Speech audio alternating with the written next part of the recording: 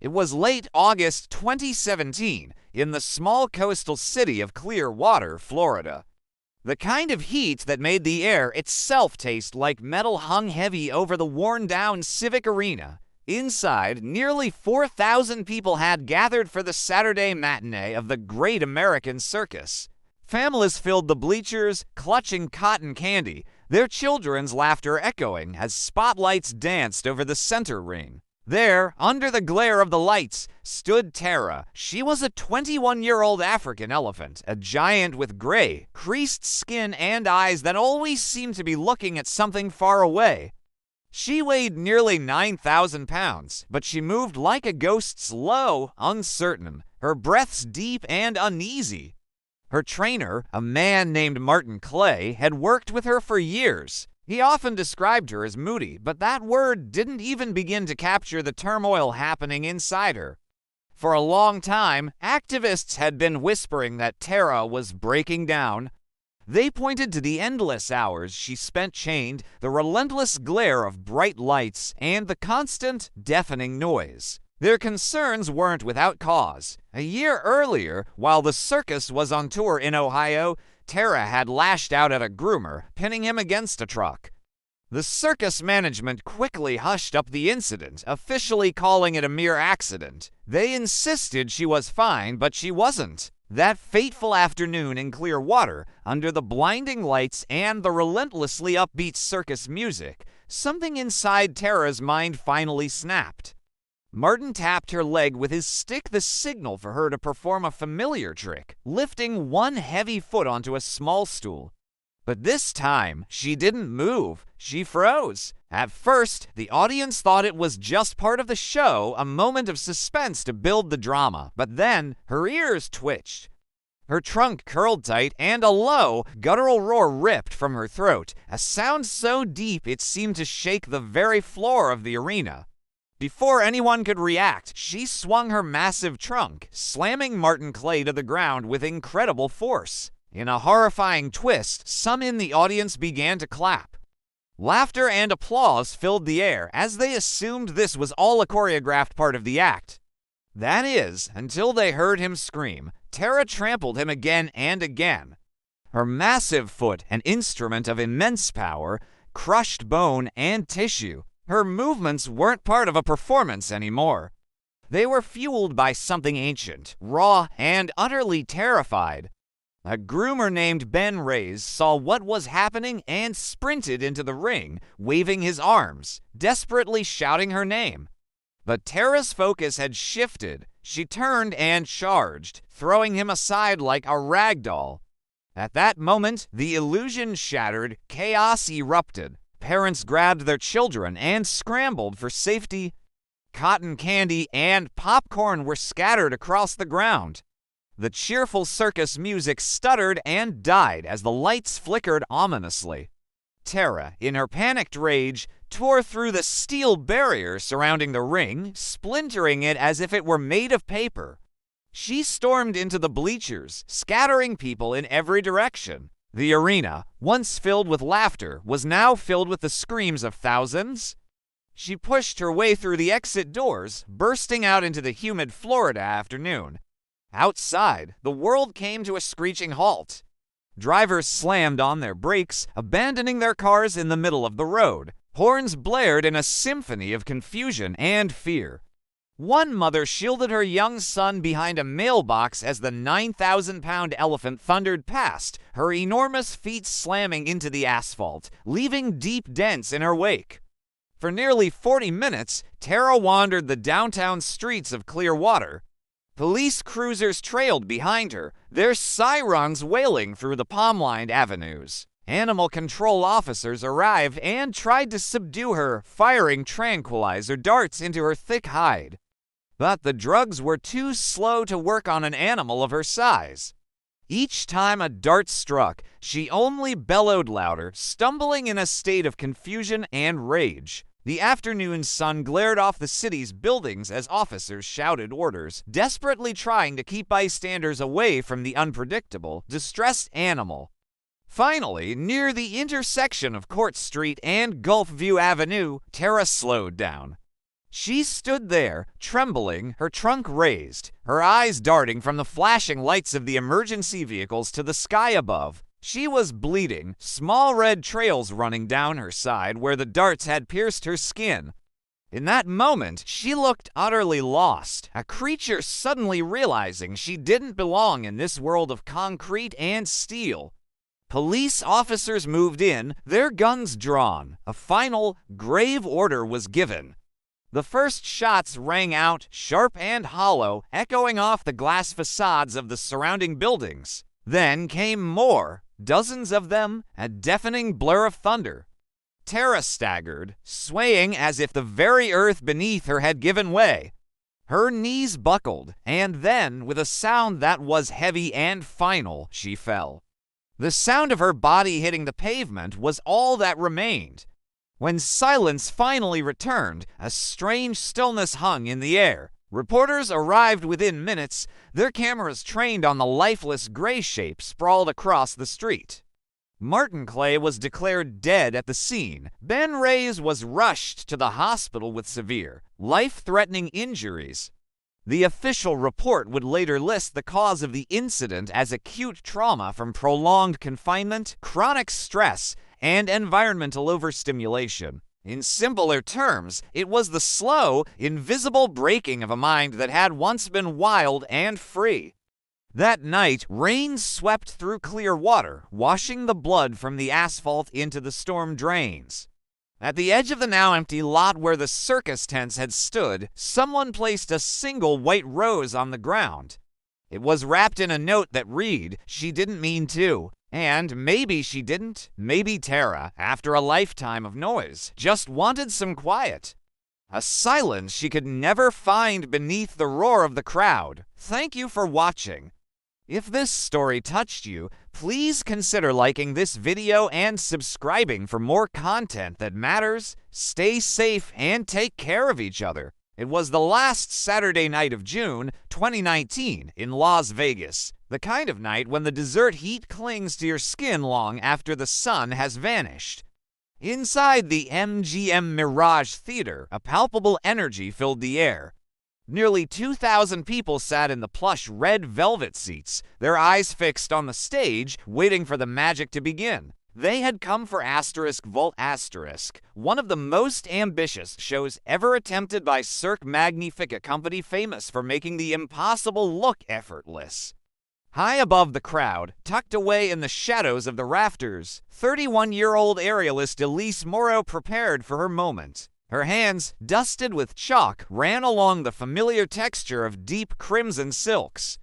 She had performed this routine hundreds of times. For her, these strips of fabric weren't just props. They were her wings, her partners in a dance between earth and sky. Elise was a veteran performer, having joined Cirque Magnifique back in 2011 after years of grueling training in Paris and Montreal. She was a mother of two, known for her warm smile offstage and her fierce, almost transcendent focus when the lights hit her. To her, performance wasn't just a job or an art form. It was an act of total surrender to the moment. As the second act began, the massive, rotating stage below started to tilt, setting the scene for the show's most complex battle sequence. Drums thundered through the theater, lights flashed and spun, and the stage seemed to come alive, moving like a giant, mechanical beast. This was Elise's cue. She began her ascent, climbing the silks with a practiced grace that defied the sheer strength it required. Her muscles coiled and released as she twisted herself higher and higher until she was a small, elegant figure suspended nearly 100 feet above the stage. From the audience's perspective, she was weightless, a celestial being floating in the theatrical twilight. The crowd held its collective breath as she prepared for the climax of her routine, a controlled, high-speed descent, a dramatic fall choreographed to end in perfect synchrony with the music's final, crashing crescendo. But as she began the drop, something went terribly wrong. A faint, metallic ping echoed from the rigging above. It was a sound so small, so insignificant, that the audience didn't notice it. But backstage, a few seasoned stagehands instinctively glanced up, their faces etched with sudden concern.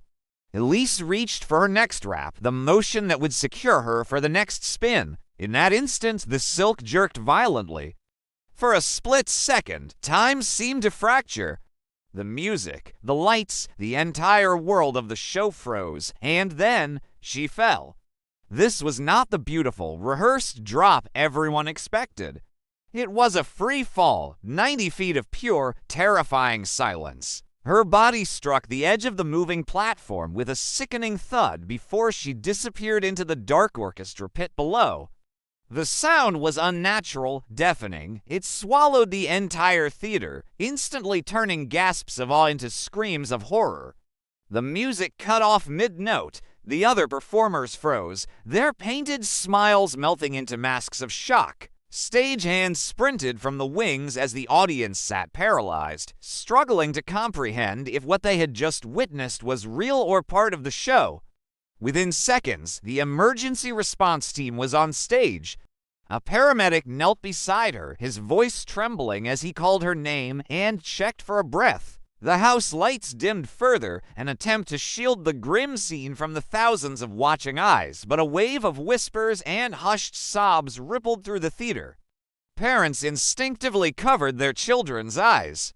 A woman in the second row began to weep uncontrollably. The show did not resume that night. Hours later, a somber announcement from the hospital confirmed what everyone had feared. Elise Morrow had died from catastrophic internal injuries. The investigation later revealed the cause. It was a mechanical failure of staggering rarity. A guide wire, essential for the movement of the rotating platform, had slipped from its pulley. As it snapped loose, it sliced clean through the safety line that should have been her fail-safe. It was a one-in-a-million accident, the kind of technical nightmare that engineers and safety coordinators dedicate their careers to preventing. But sometimes, the smallest imperfection of frayed cable, a moment of misalignment, is all it takes to shatter a life lived in perfect, beautiful balance. By morning, the news had spread across Las Vegas. A makeshift memorial of flowers and candles began to grow outside the MGM Mirage, placed beneath posters that captured Elise in mid-flight, her arms outstretched in an image of impossible grace. Backstage, her colleagues gathered in stunned silence, their eyes drawn to the empty red silk still hanging from the rafters, swaying gently in the draft. One of them whispered the old, comforting phrase, "She died doing what she loved." But another performer, her closest friend, shook her head, her voice thick with grief. No, she didn't die doing what she loved. She died because something broke. In the days that followed, Cirque Magnifique paused all performances, vowing to reevaluate every single safety protocol to ensure that such a tragedy could never happen again. But for those who were in the theater that night, the memory is seared into their minds: the fall, the silence, and the fragile, fleeting beauty of a life lived on the edge. And sometimes, they say, when the lights dim and the music begins to swell, those who knew her best swear they can still see her. A flicker of red silk, high above the stage, weightless, eternal, and finally, completely free. Thank you for watching. If this story touched you, please consider liking this video and subscribing for more stories about the remarkable people who push the limits of human performance. Stay safe, and we'll see you next time. Listen closely. It was a cold January night in 2018, the kind that wrapped Detroit in a brittle, bone-deep silence. Inside the newly renovated State Fair Coliseum, the lights dimmed to a deep, moody blue, and the murmurs of more than 7,000 people faded into an expectant hush. The show that night was called Skywalker's a modern circus revival that promised to bring back the grandeur of the golden age. No digital tricks, no nets, no second chances. At the very heart of this spectacle was the Alvarez family. For 6 generations, their name had been synonymous with danger and grace on the high wire. The patriarch, 60-year-old Carlos Alvarez, was a living legend. He had walked wires strung across canyons, rivers, and entire stadiums. But on this night, he was attempting something few dared to even imagine. The family's legendary 7-person human pyramid balanced 35 feet above solid concrete. The Alvarezes were purists. They believed in the sanctity of their craft, which meant no safety nets and no harnesses. "If we can't fall," Carlos once famously said, "then we're not truly walking." It was a creed born from tradition, immense pride, and maybe just a touch of stubbornness. It was this belief that brought them back, time and again, to that narrow steel wire stretched taut under the glare of the spotlights. The moment they stepped out onto the platform, the crowd erupted. There were 4 performers at the base, forming a solid foundation. 2 more stood on their shoulders. And at the very pinnacle, poised with a single, glinting balancing pole in her hands, was Carlos's daughter, Elena. The air felt electric, charged with anticipation. A slow, orchestral, tense piece of music began to rise, setting the mood as the pyramid began its slow, deliberate crossing. Every muscle in their bodies moved in silent synchrony, every breath perfectly timed. The audience barely dared to breathe. Cameras hovered, capturing the impossible feat. Children clung to their parents' arms, their eyes wide with a mixture of wonder and fear. For nearly 30 seconds, it looked flawless, effortless, even a moving sculpture of human trust and skill. But then, a tremor, a tiny, almost imperceptible shift. One of the lower performers, a young cousin named Miguel, moved his foot just half an inch too far. It was nothing, really, the kind of minor slip they had corrected 100 times in practice. But up here, 35 feet in the air, every millimeter mattered. The wire quivered violently. The entire structure swayed. Elena's balancing pole tilted just enough to throw off her center of gravity. A collective gasp rippled through the audience as the formation began to crumble. Carlos shouted something, a warning, a command, maybe a prayer, but it was too late. The human tower broke apart in midair, collapsing like a slow-motion avalanche of limbs and fear. 7 bodies fell toward the concrete floor below. The silence of that fall was more horrifying than any scream could ever be. The impact that followed echoed through the arena, a dull, collective thud that made even the strongest stomachs turn. The music stopped instantly. The world seemed to stop with it. Crew members rushed forward from the wings. Spectators stood frozen in their seats, too stunned to move, their minds struggling to process what they had just witnessed. A woman in the front row began crying, her sobs breaking the awful silence. Then, the announcer's voice, cracked with emotion, boomed over the speaker. "Medical team to the stage now." Elena lay motionless on the cold concrete. Her father, Carlos, knelt beside her, his hands trembling as he called her name over and over.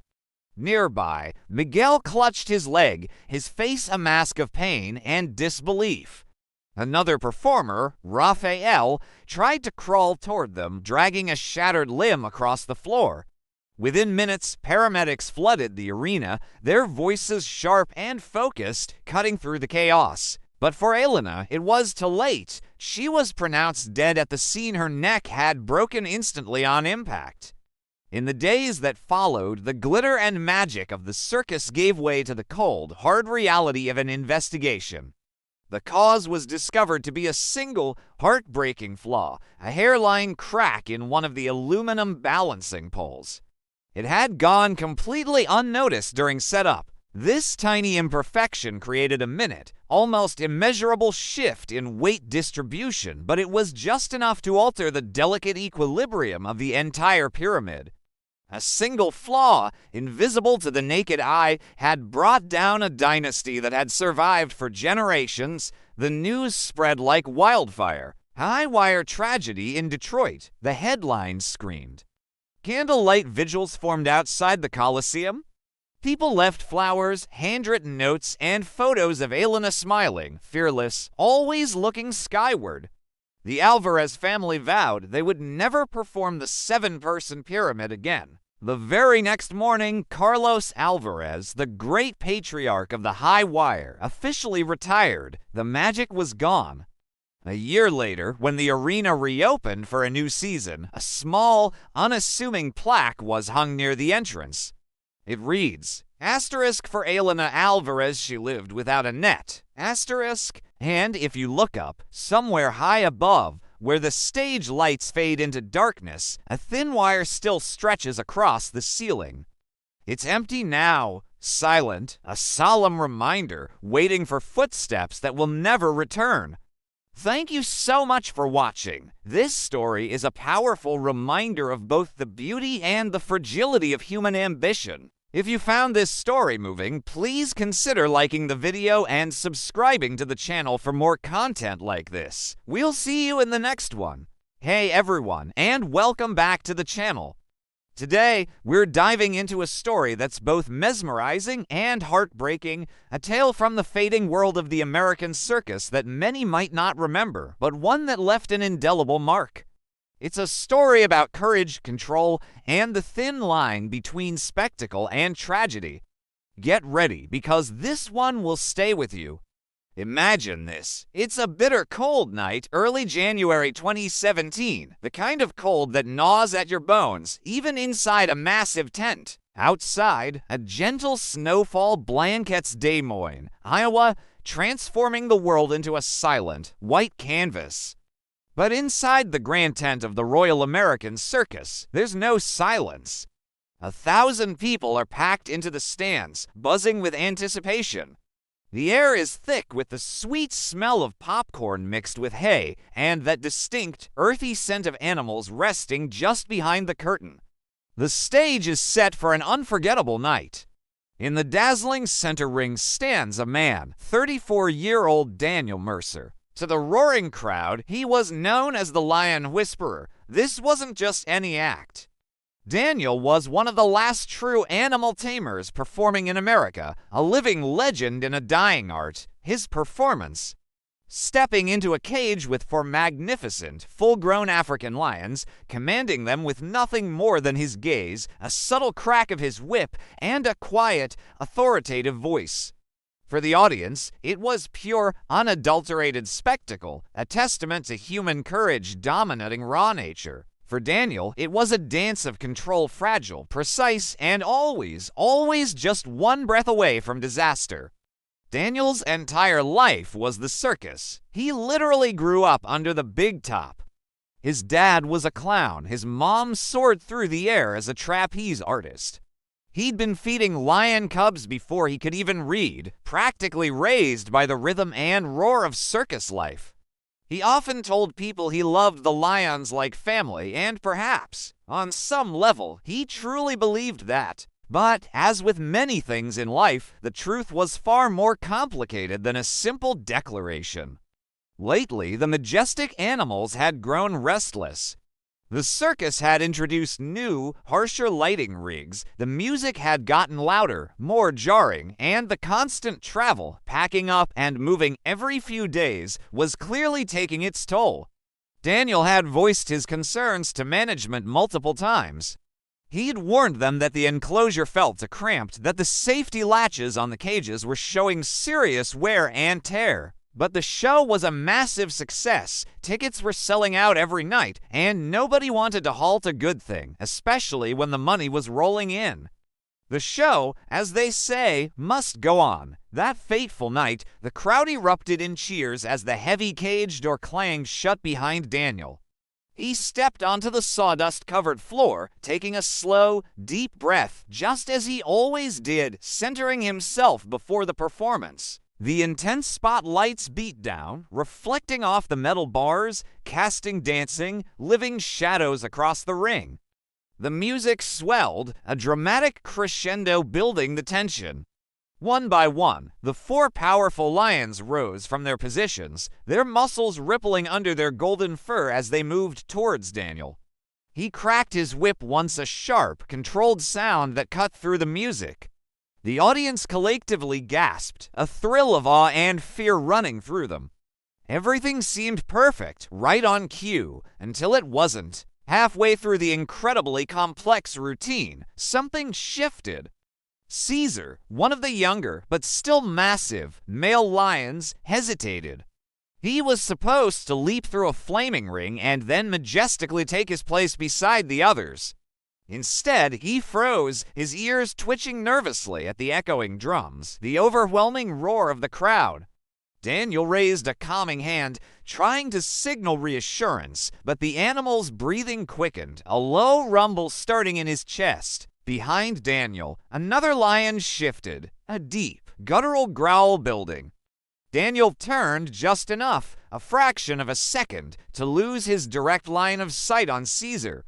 And that's all it took. In an instant, Caesar lunged. The sound wasn't like anything you hear in the movies. It wasn't a cartoonish roar and a dramatic swipe. It was a low, deep, terrifying thud, a wet, visceral impact of immense power against flesh.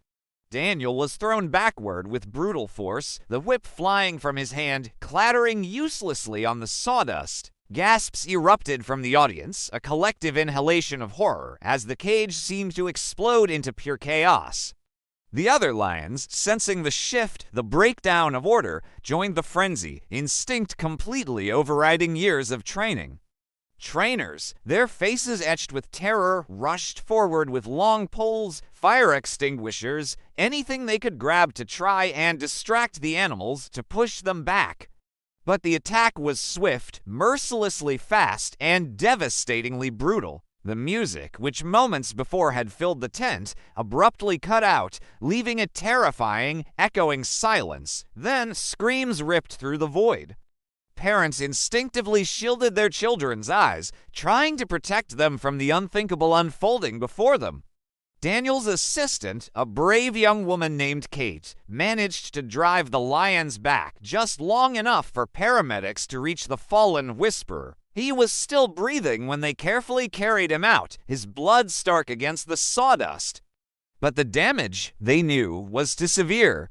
By the time they reached the nearest hospital, Daniel Mercer, the lion whisperer, was gone. The investigation that followed was swift and merciless.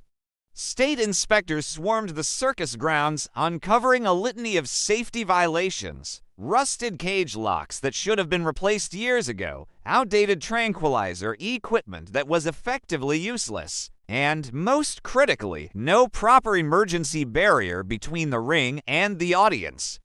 It was a tragedy, they concluded, that was simply waiting to happen, a disaster masked by the glitz of tradition and the allure of showmanship. Officials officially ruled the cause of death as traumatic injuries resulting from animal attack, but those who truly knew Daniel understood it was much more than just an attack. He had been fighting a losing battle against a system, against the relentless pressure to keep performing, to ignore all the blaring signs that something was fundamentally wrong. In the sobering weeks that followed, the Royal American Circus made a monumental decision. They shut down all their animal acts for good. The magnificent lions, including Caesar, were transferred to a sprawling wildlife sanctuary nestled in the mountains of Colorado, where for the very first time in their lives, they now roam under an open sky, free from the confines of a tent and the demands of a performance. A small, quiet memorial was held under the now empty, echoing tent.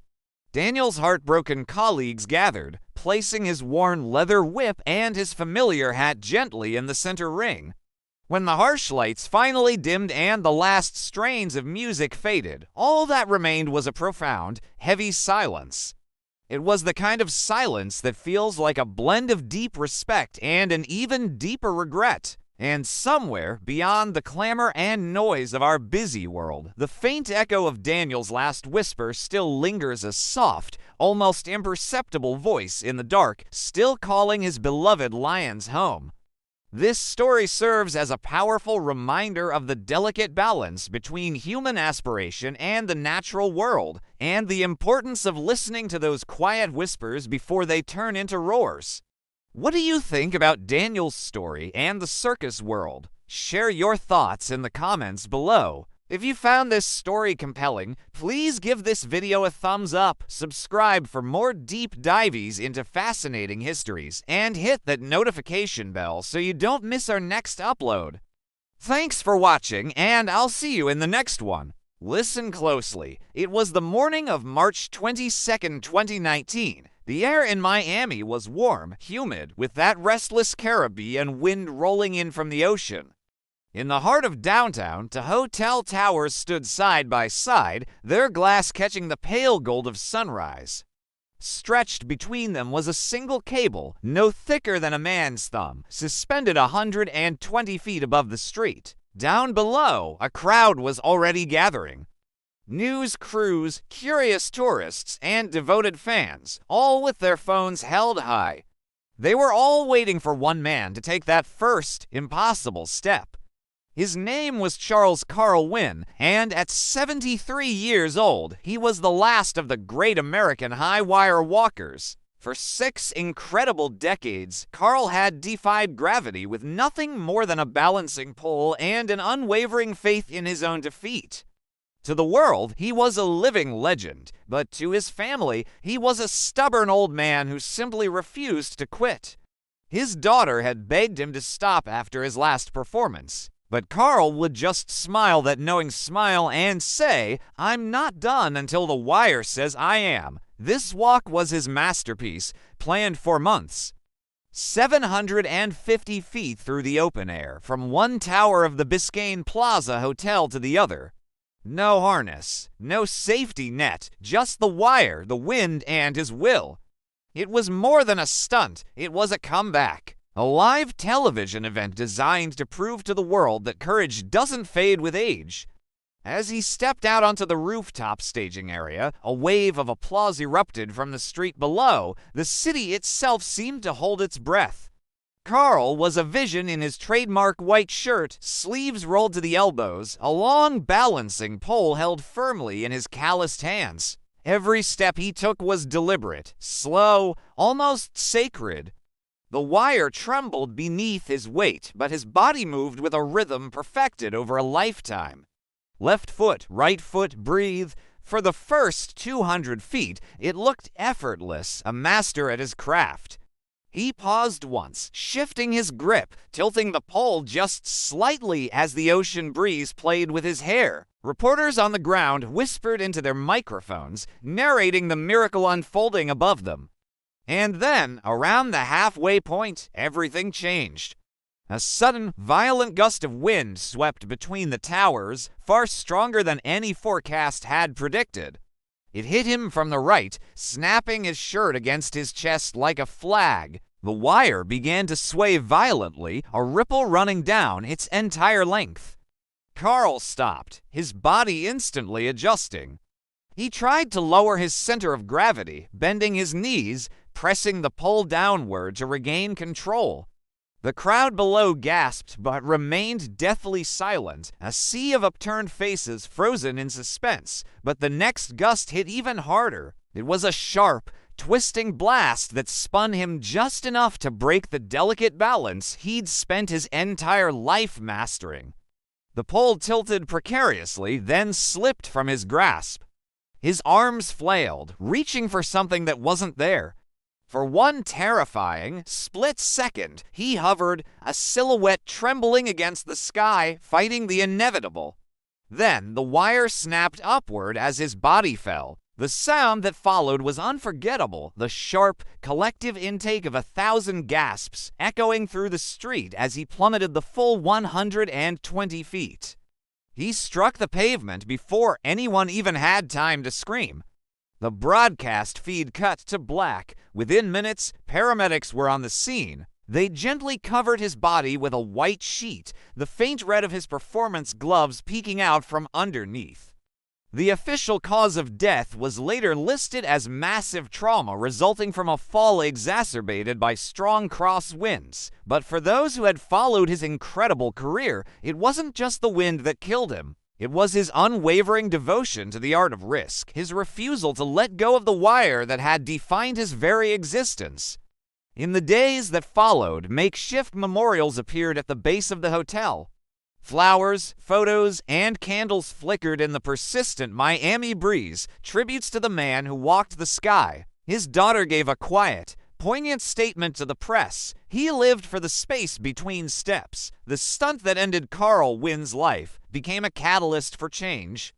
It led to sweeping new safety reforms in performance law, mandatory harness systems for all high-wire acts, stricter wind regulations, and the required use of emergency nets for public exhibitions. The very wire that took his life ended up protecting the next generation of performers, and yet, even now, a legend persists.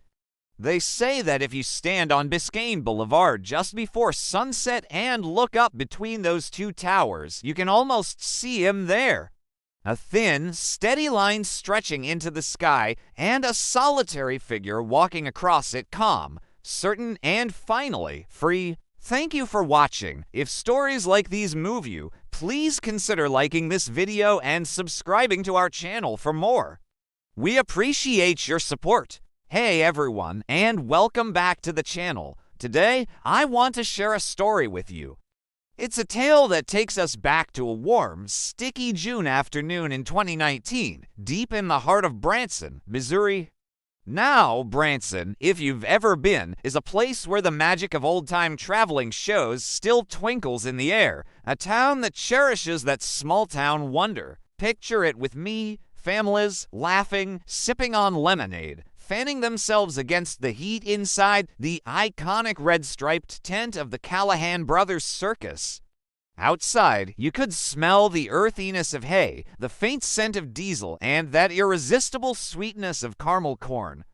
But inside, under those bright lights, a 61-year-old woman named Ruth Callahan was preparing for what would be the most profound performance of her life. Ruth wasn't just any performer, she was truly one of the last of her kind. A sway pole artist, born into a lineage of aerial daredevils who lived by a simple, yet powerful philosophy. Beauty only truly matters if it dares to flirt with danger. Imagine her stage. A towering, silver pole 55 feet high, bolted firmly to a platform right there in the center of the tent. It had a gentle, almost rhythmic sway, moving ever so slightly with the hum of the crowd, as if it were breathing alongside them. Ruth had spent decades, a lifetime really, perfecting the delicate dance between grace and the unyielding pull of gravity. No safety harness, no net beneath her, just her incredible body, her laser-sharp focus, and an unwavering faith that the steel she clung to and the rhythm of her movements would always hold true. That night, as she meticulously dusted her hands with chalk, the band began to play a soft, nostalgic tune, an old-time melody that filled the air. A gentle smile touched her lips, not for the roaring crowd she knew was waiting, but for herself. She had confided in her family that this would be her very last show.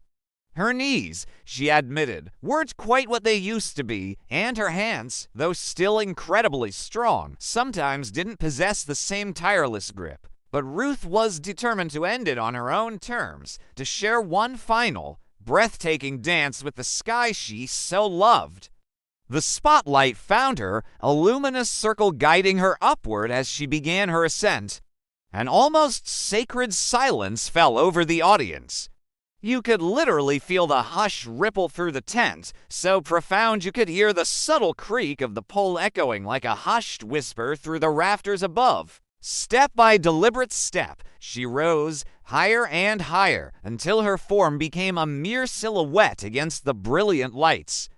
The pole began its slow, mesmerizing arcs, a gentle pendulum in the vastness of the tent.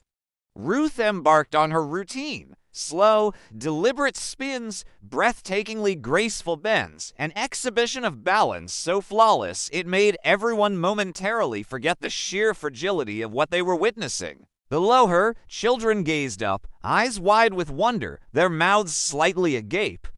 Old couples, moved by the spectacle, instinctively reached for each other's hands, their fingers intertwining. For a fleeting moment, suspended in the magic, it genuinely felt as if time itself had simply stopped. Then, in an instant, everything changed. Halfway through a beautiful, spinning descent, a sound pierced the silence, a sharp, metallic crack. It was faint, almost like a twig snapping in the far distance, barely perceptible. But Ruth felt it. She felt the pole lurch violently beneath her. For a single, agonizing heartbeat, she froze, her every instinct screaming that something was terribly, irrevocably wrong. Then came another sound, deeper, more ominous. A low, hollow groan emanating from the very base of the pole. A hairline fracture, a silent, invisible flaw hidden deep within the steel from decades of unimaginable stress, had finally, tragically given way. She instinctively tried to shift her weight to somehow regain control, but it was already too late. The pole snapped forward with brutal, terrifying speed, and Ruth was cruelly flung into the open air. Gasps, sharp and collective, tore through the tent. Her body turned once, weightless, almost eerily peaceful, before crashing onto the sawdust-covered floor with a sickening thud. The band, mid-note, abruptly stopped playing. A piercing scream ripped through the silence. The lights in the tent dimmed, leaving only the stark, cold spotlight still fixed, tragically, on the fallen performer. For a moment, the entire world seemed to hold its breath. Then, chaos erupted, paramedics, a whirlwind of motion, rushed in. Stage hands, voices thick with panic, shouted orders. Audience members clung to each other, their faces etched with disbelief and horror. By the time she was finally transported to the hospital, it was a race against time already lost. Ruth Callahan was pronounced dead on arrival. The coroner's report released later confirmed the devastating truth: a microscopic fracture in the sua polle's lower joint, a flaw caused by years of repeated stress and insidious, unnoticed corrosion, had weakened the structure beyond any hope of repair. It was a silent failure, utterly invisible even to the most discerning eye. In the somber days that followed, tributes poured in from every corner of the country. Fellow performers, their voices heavy with sorrow, spoke of her extraordinary courage, her unwavering dedication, and the strange, haunting poetry of her life. Here was a woman who had spent 40 magnificent years dancing with danger, only to be undone, not by fear, but by the quiet, unforeseen betrayal of a piece of steel. The circus, in a gesture of profound mourning, shut down for the remainder of the season. Engineers, meticulous and somber, were brought in to rigorously test every single pole, every beam, every bolt within the entire operation. From this tragedy emerged a new mandate, a federal safety standard for aerial acts requiring internal scans for microcracks before every major tour. The media, in their headlines, dubbed it the Callahan Standard, but those who truly knew and loved her best understood something deeper. Ruth, they insisted, would never have wanted her name synonymous with tragedy. She would have wanted it tied to grace, to the beautiful, perilous art she so embodied. Her daughter, standing beside the now empty tent just a week later, her voice soft but resolute, spoke to a reporter, offering a profound insight. "Mom didn't fall," she explained, "because she lost her balance.